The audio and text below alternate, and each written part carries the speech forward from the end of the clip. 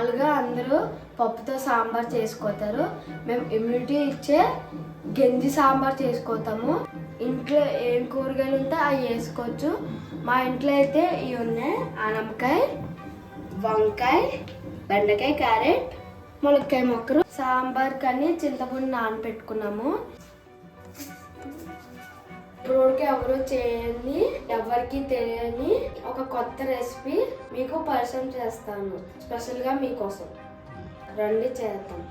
మామూలుగా అందరు సాంబార్ ఎలా చేసుకోతారు? పప్పుతో చేసుకోతారు కదా. ఈరోజు మీకు నేను పప్పు లేకుండా సాంబార్ చూపిస్తాను. కొన్ని ఆవాలు, జీలకర్ర, చితక్కొట్టిన ఎల్లుల్లిపాయలు, కొన్ని ఎండుమిర్చి, సాంబార్కి కావలసిన కూరగాయలు కట్ చేసి పెట్టుకున్నాం. ఈ దాంట్లో వేసుకోవచ్చు.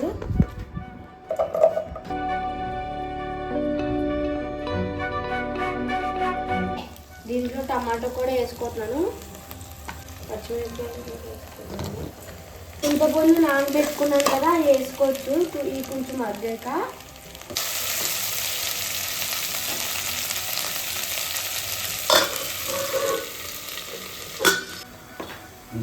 ఇప్పుడు వేసిన కూరగాయలు మగ్గింది. ఇప్పుడు దీంట్లో కొంచెం చింతపండు పులుసు వేసుకోవచ్చు. ఇప్పుడు దీంట్లో కొంచెం ఉప్పు, పసుపు, కారం,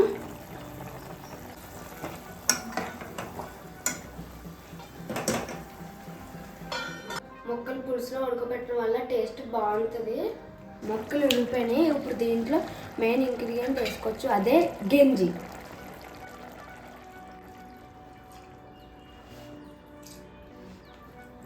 కొంచెం కరివేపాకు, కొంచెం కొత్తిమీర వేసుకోవచ్చు.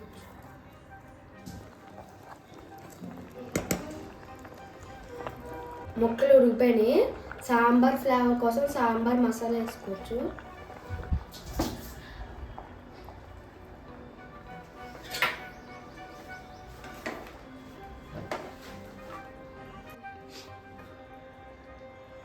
స్మెల్ మాత్రం అద్దరిపోయింది పప్పు లేకుండా సాంబార్లో.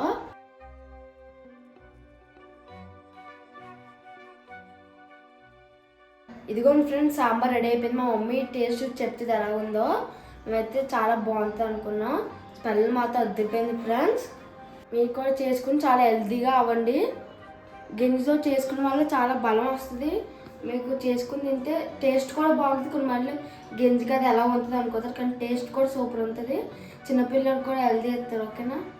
మా మమ్మీ టేస్ట్ చూస్తున్నారు.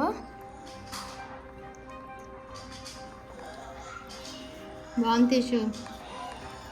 థ్యాంక్ యూ అమ్మ.